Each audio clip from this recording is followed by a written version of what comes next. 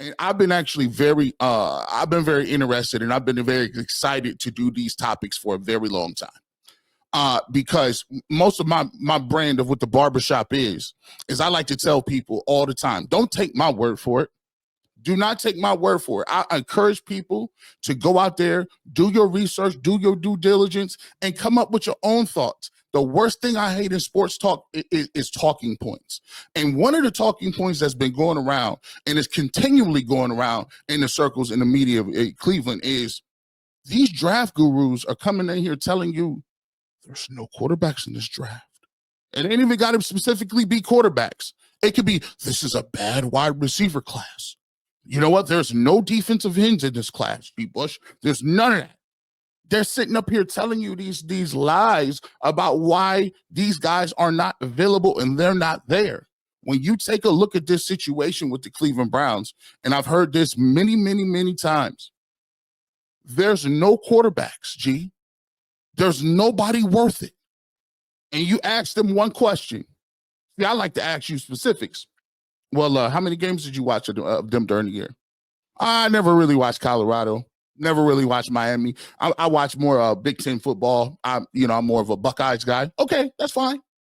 Did you see them playing the games? Nah, not really. Did you watch them? You see any All-22? Nah. I just leave that to the gurus. I leave that to I'm not a draft expert. I haven't really seen them, but from what I'm hearing, from whatever I'm seeing, there is no quarterbacks in this draft. And that would be cool if you were just a fan, because I get it. As a fan, you do not want no problems. As a fan, you don't got all time to be watching these guys play.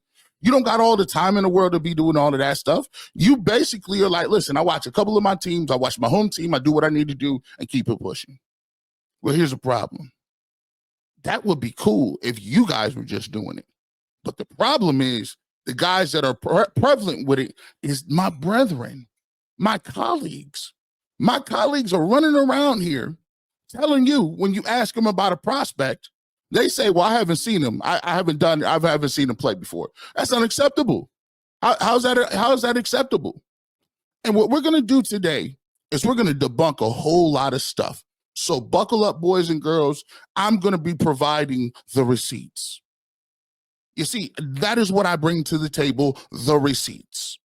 And so what we're going to do is we're going to go back and show you all these gurus that get paid all this bread to come tell you that they're going to bring rain from the skies and they're going to do magic tricks. These Wizard of Oz guys that know all the quarterbacks and all that good stuff. I'm going to actually show you in real time just how clueless they are. Now, look, this isn't a blog about bashing guys, because everybody gets it wrong every once in a while.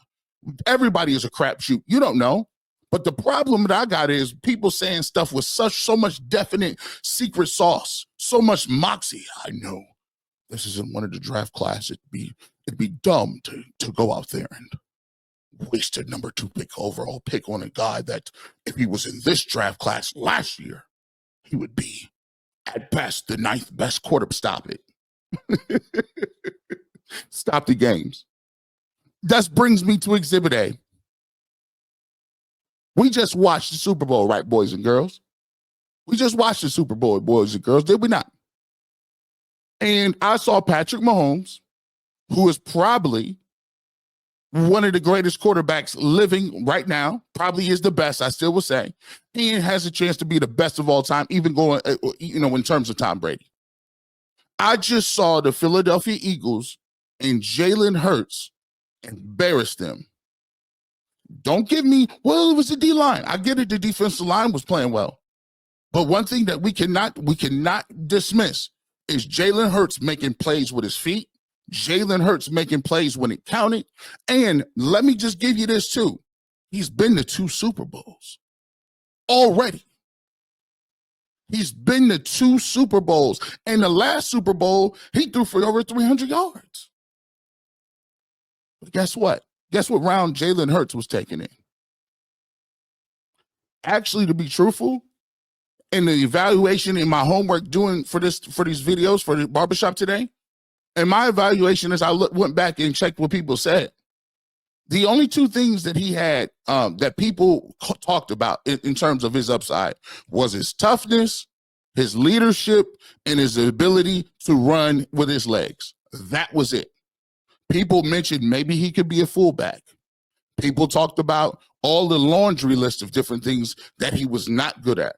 They talked about accuracy, anticipation, lack of pocket presence, not staring down receivers, mechanics all over the place, arm motion, all of these things, all of the things that you judge a quarterback on, all of these things that you judge, guess what? They said he wasn't it, right? But fast forward a couple of years, not only is he a starting quarterback in the league, not only is he, one of the top paid quarterbacks in the league, he did it on a rookie deal, and he's been to 2 Super Bowls. Cleveland Browns fans, you can learn from this, because there's a lot of people telling you this quarterback ain't good and this quarterback ain't good and that quarterback is trash and this. But here's what I'm going to do. I'm going to give you the receipts. It don't do it justice if I just tell you. Let's go back in the timeline. Let's get in the time machine and talk about what it really looked like in real time when the Eagles drafted Jaylen Hurts, and what were people saying? Homer. Well, it just got interesting, ladies and gentlemen. Is in for the Philadelphia Eagles. There you go. I had to bring that back. We're the 53rd pick in the 2020 NFL Draft. The Philadelphia Eagles select Jaylen Hurts, quarterback, Oklahoma. Well, it just got interesting, ladies and gentlemen, as Jaylen Hurts is going to Doug Peterson and that Philadelphia offense. Yeah, I truly understand all the intangibles and everything that everyone is saying about Jaylen Hurts, and I have the utmost respect for Howie Roseman and Doug Peterson, especially as a play caller. But this is just a weird pick for a team that's lacking offensive help at the wide receiver position. They still could use another DB or two. Just an interesting situation to draft a quarterback who, at best, I think is a developmental project, putting behind Carson Wentz. Interesting pick here for the Philadelphia Eagles. Yeah, I mean, they're committed to Jaylen Hurts. That's what everyone in the organization is saying, and you've got to be, because that's your option. That's the direction you went. You made that Carson Wentz deal because you thought that Hurts was going to bring you more success moving forward, and it frees up a lot of money too. Let's be honest. I've said it before, and I'll say it again. I don't think Jaylen Hurts is going to lead Philadelphia or any NFL organization to a Super Bowl. I just don't think he's that level of quarterback. Oh, say it ain't so. That is that's a nice change of pace right there. See, the thing about receipts is there's a thing called the internet. Not like I'm saying, everybody gets it wrong every once in a while. But do you see the definite nature in the way they talk? I just hate to say it. I mean, at best, he's a project quarterback. At best, he's a project. I don't think he's going to take you anywhere, any team, anytime to a Super Bowl. But the man has been to 2. Buyer beware. You gurus out there, they be getting y'all. And my brethren in the media don't do it no better. They disseminate all of this stuff. They give you all of these narratives and talking points about why ain't nobody good and why you got to draft defensive tackles every year because you can't get it right. You just can't afford to make those moves at number 2. But let me just tell you something. Sometimes people will talk you out of something because they know what the real is. You think why is it that all the time there's all these guys telling you, oh, this guy ain't no good. But every time you come to the podium, they drafting these the non-traditional quarterbacks, and they're going to the league. They're going straight to the Super Bowl. These guys telling me Jaylen Hurts ain't no good, telling me he's not that. But listen, I give you that. Let me go. Let's just continue. I understand. 500 people in here right now. Hit that like button for your boy. We appreciate you wherever you at. I'm not going to just give you Jaylen Hurts, because here's what I don't like. This is low-hanging fruit. It's easy to evaluate the Super Bowl and then come back and say, see, I told you, look what Jaylen Hurts did. See, that's what you would do. But for your boy G. Bush, no. I got to have multiple sources. Right? And so what we're going to do is let's get to some other quarterbacks that the slander was all over the place. If you don't like Jaylen Hurts, let's go to another mobile quarterback. Guy that won a few MVPs in the division. Let's see if you can realize who this guy is. Roll the tape. Wide out. But initially, I think the team addressed him maybe second round. We'll look at him as a developmental quarterback. What do you think, Mel, though? What do you, there's a lot of ifs and cans, and what do you actually think? Where would you draft him? I would draft him in the second round because I think at that point, the risk reward is there. If he doesn't make it a quarterback, you have a great fallback. But he has to buy in. That's the thing. I think I don't know that he's going to buy in. As a receiver, right? This is like as a second round. As a receiver talent, that might be second round. By the way, you see them little buzzwords they give you? He has to buy in. What does that really mean? I'm confused. Quarterback. A second round quarterback. Who, if he doesn't get it done as a quarterback, moves to wide receiver. But he's got to be all in on the wide receiver transition. If he's not, then that may alter how you feel about taking him in the second round. I've never spent any time with him talking football. So I just, first thing we've got to figure out is the football intelligence, how quickly he picks things up.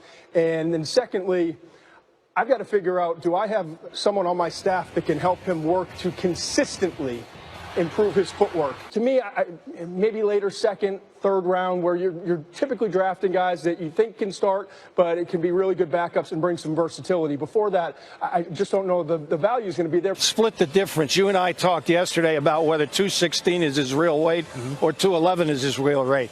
Kids often get heavier for the combine, especially guys who are light. They eat a lot and try to get heavier, so they weigh in heavy.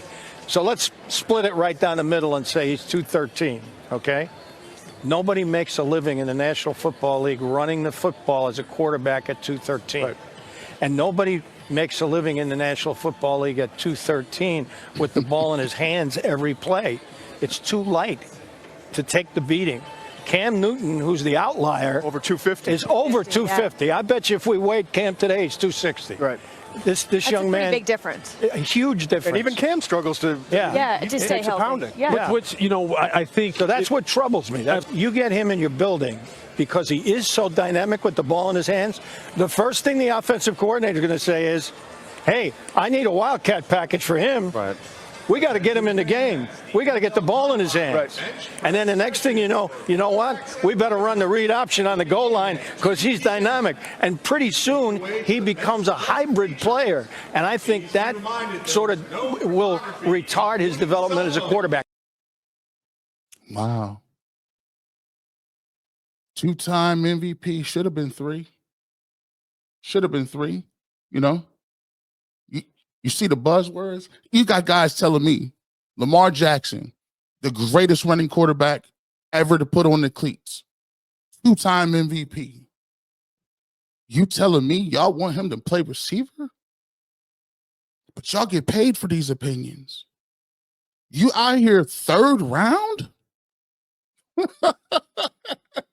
Third round?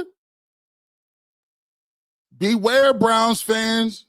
They will gas you up, tell you these dudes ain't no good while they laughing to the bank, laughing, grabbing all the franchise quarterbacks, laughing all the way while we punt and go get left tackles and D tackles and whatever you want to do besides quarterback. They laugh all the way to the bank.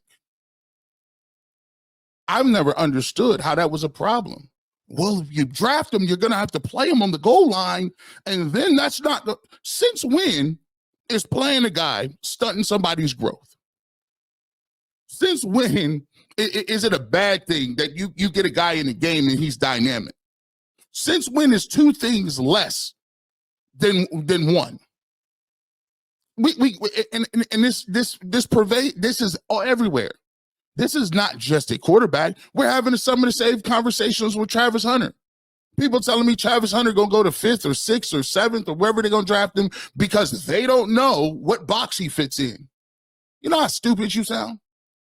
He's the best receiver and the best corner in the draft. Let him do what he wants to do. I put him on the field 100 times. But we got so many dense, just out of reality, old school mindsets that put these boxes and parameters on people that they can't even evaluate the talent. How is it that you see Lamar Jackson and his athleticism and you're intimidated by it? I'm just saying. I still got more receipts. We can keep going. So now let's do it at home. We have Jaylen Hurts, Lamar Jackson. Let's see who else wants to stick their foot in their mouth. Because the receipts is here. Oh, G-Bush, you're a Duke and knee jerk. You're a Duke and knee jerk. Let's talk about a couple of people we know. Let's see if this sounds familiar. This might be one of the worst takes I've ever seen. And by the way, the last two clips was courtesy. So y'all don't get me. Courtesy of ESPN. Thank you guys very much. And this is courtesy of Pro Football Focus.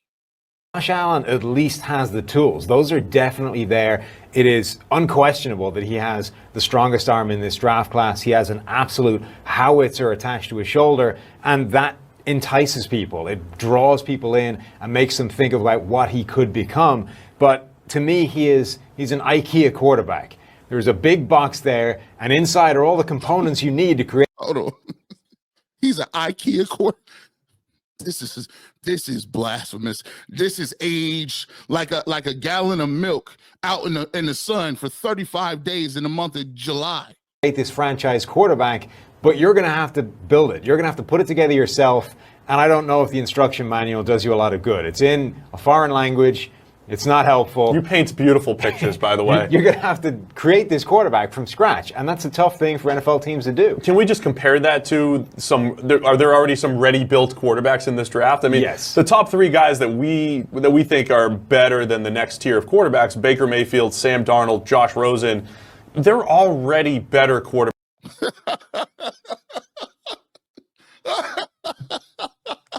These fools. No, they're not fools. Shout out. Listen, we've had these guys on the Ultimate Cleveland Sports Show. We appreciate you guys. Everyone's entitled to a miss every once in a while. But these dudes just told you in front of your face, there's already ready-made quarterbacks.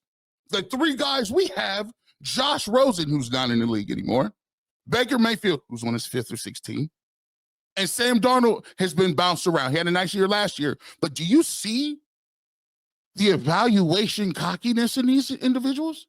They said it as if it was gospel. And all we have is MVP Josh Allen, top 3 quarterback, dead or alive right now. I wouldn't say dead or alive. That was the wrong statement. But a top 3 quarterback now. Continue. Quarterbacks than Josh Allen. So this is this philosophical discussion on what is upside, what is potential. You know, what are the odds that Josh Allen, or when does he even become better than those guys, right? Baker Mayfield, Sam Darnold, Josh Rosen, they're more accurate. They already make better decisions. They already make more plays down the field than Josh Allen on a consistent basis. Where do those intersect? Because I feel like so many people look at this cannon for an arm and think, he's got the basic tools. I'll teach him accuracy and footwork and all these other things. That's the crazy thing about all of this is even if you manage to successfully assemble this quarterback box that you bought, the absolute best case scenario is you might end up with a guy who's a little bit worse than Baker Mayfield. Baker Mayfield, every way conceivable, he is better than Josh Allen right now, and he probably has the 2nd best arm in this draft class. So even if you can eradicate all the negative sides of Josh Allen's game, put together this complete package with that giant arm, with that huge stature, you might get a guy who's as good as Baker Mayfield, but it's unlikely. Boy, I tell you. Did you hear what that man said?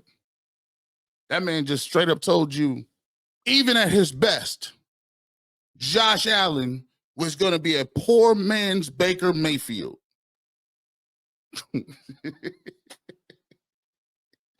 These receipts is devastating. But here's how I have to do this. I got to come this way. Because, you know, when we start talking about draft and everything, I hate talking points. My whole life goal is to get rid of them. And what I'm trying to show you is the league is brilliant at this.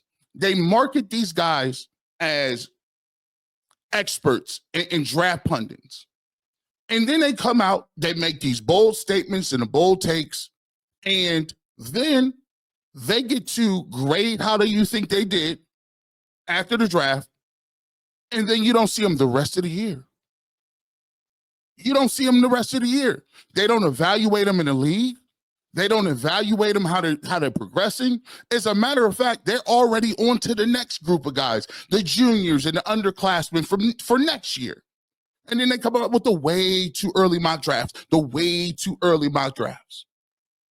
Now, where is the accountability factor in saying, if you are a guru, how is it that there was no accountability piece here?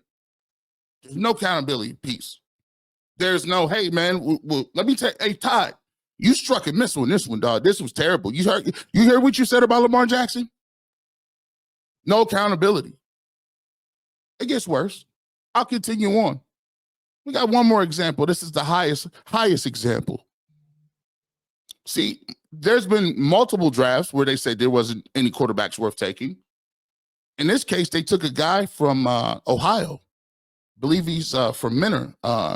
Mitch Trubisky, 2 overall, out of North Carolina, 13 games. But they passed on somebody. Let's take a look at that guy. These are the words I hear: undisciplined, lacking fundamentals. Answer this for me. When I hear words about Pat Mahomes, these are the words I hear: undisciplined, lacking fundamentals, immature. These are things you hear about him. That's the same thing that you heard of Brett Favre, too, when he came out. Well, a lot of people try to replicate Brett Favre. I mean, how many life has changed. All right, how about this, to Stephen A's point? Pat Mahomes is the anti-Alex Smith. He's the opposite of everything Alex Smith is. What kind of message does that send, that Kansas City locker room, specifically to Alex Smith? He just watched his his coach, essentially draft someone who is the exact opposite of him. How does Alex Smith feel about his future? What message is that saying in the locker room? No, to Alex Smith specifically. Which quarterback do you think is going to have the steepest learning curve once they get into the pros? I think Patrick Mahomes, just with the offense that he ran and the terminology, being able to to be able to talk, spit out the plays. The terminology in the NFL. But he's done a great job. I talked to somebody who he was working with, Mike Shepard, down at XOs, and I know he has worked really hard with Patrick on that. But I think just the system and being able to go through all the progressions, the full field reads that he's going to have to do at the NFL, I think he's going to have the biggest learning curve. Coach Calhoun, so when you have a player who's coming from the air raid or the spread offense, what's the first thing you do when you get a hold of them to try to get them ready for the pro style?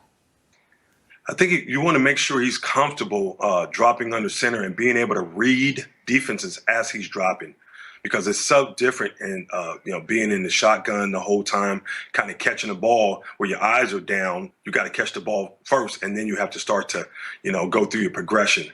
But so you really have to learn how to take a great pre-snap read, but being able to drop from under center and being able to use the terminology of the play calling. I mean, that's one of the things that I've seen that a lot of quarterbacks struggle with. That's all I had. I'm just trying to show you something. I don't want to beat a dead horse, but the man was talking about the greatest quarterback that probably put cleats on. And it's the same old analysis. Can they read defenses? Can they take a snap from under center? What about the processing? And these guys collectively, as you see what I'm doing here, I'm telling you this. The Cleveland Browns have a number 2 overall pick. What I've just basically done is showed you the top quarterbacks that are living today. What experts said about those guys. Pat Mahomes, I don't know if he's going to get it done.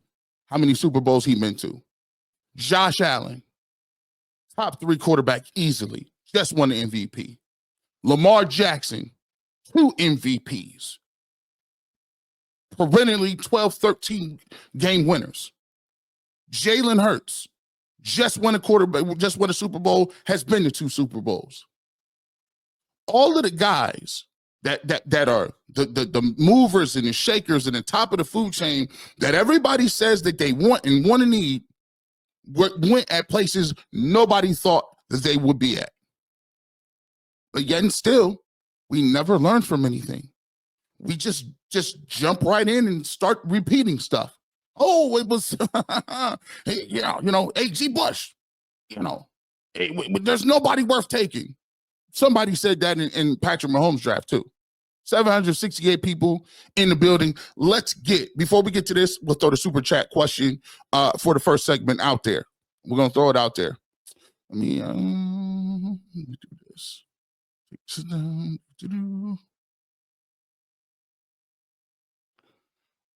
We all was wrong. Who were you wrong about? I'll go first. I was the first dude. I was a Johnny Manziel fan. I was a Johnny football guy. I thought he was going to get it done. I thought it was going to be the new wave, him and Josh Gordon. And then I found out he was in the club with fake mustache and fake nose. Was drinking every night. This dude basically was laughing like, yeah, bro. He had to come out on the podcast and be like, I wasn't. I didn't read my playbook at all. I was just out there doing what I wanted to. I'll admit, ain't nothing wrong. Ain't nothing wrong with admitting. You see, I'm not gonna sit up here and criticize these guys all crazy. Like I ain't never been wrong. I ain't never been that wrong. What do you say? Who did you like that you missed on in the past, and what did you swing and miss on? And we'll talk about that. Let's get to our first comments of the day. Let's get to it. Outroute says, Abdul Carter is the first time I've seen someone so widely regarded as a surefire success be someone I have a weird feeling about. I just need to see him win against a good pass set with power. We're gonna get to that. Abdul Carter is coming up. I'm gonna put it to you. I'm gonna give you a different way of thinking about Abdul Carter. And trust me, I love him as a player, but you are correct. There are some things with Abdul Carter that might be an issue. Rob Cunningham said, "What's up, man? What's up, man? How we doing?" Let's see. Let's get to another comment.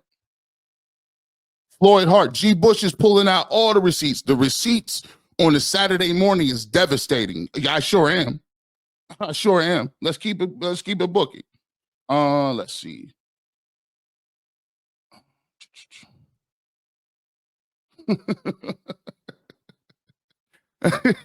Go back and listen to how do you see they were all balls deep against Zach Wilson and Josh Rosen. Josh Rosen was in that mix too. They loved them some Rosen. They loved him.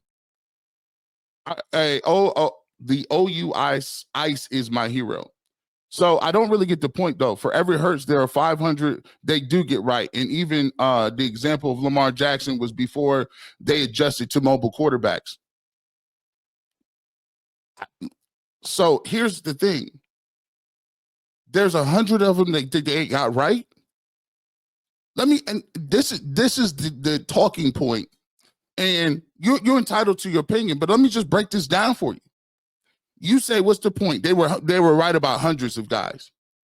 What I'm telling you is, when you blindly just listen to what they're saying, you end up with results like this. And by the way, they miss more than they hit. Especially when it comes to quarterbacks. So let me give you this. They missed on the entire Baker Mayfield draft. Baker Mayfield, Sam Darnold, and Josh Rosen went before Lamar Jackson and Josh Allen. That was completely out of here. The thing we heard before, Trevor Lawrence is he's a generational player. Trevor Lawrence is the new John the Baptist. Trevor Lawrence and his long flowing locks, he can't miss. This dude is borderline at best. Borderline. I remember the Jake Lockers of the world. Oh, Jake Locker's going number. Remember Matt Leinart. Come on. Let's keep it a buck. Everybody be talking. Listen, Bryce Young. I mean, there's multiple guys. You took Mitch Trubisky over Pat Mahomes. There's multiple reasons that people be missing. Multiple. Let's see. They overhyped Baker and tore down Lamar. Don't forget, Lamar should have been 2-time Heisman. Just like he got robbed in this year's MVP, they gave Baker Heisman when he didn't deserve it over Lamar. I thought he should have got his second year as well. Just got to be real about it. The AC way says if Shedeur is there and they pass on him for a DN or trade back, I'm done. You don't remember the Alex Matt trade. Who was happy about that? None of the above.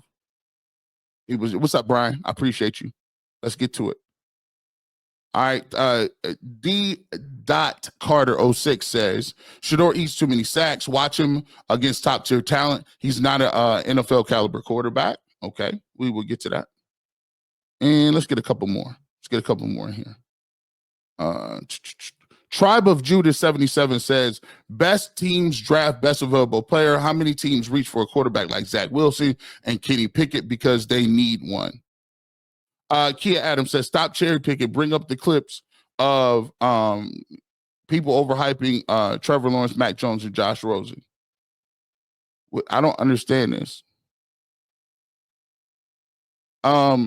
Yeah, I just said people was overhyping Trevor Lawrence. Mac Jones was definitely a reach. Josh Rosen was terrible. I just said that. That's my point. My point of taking this is this as we continue to move forward.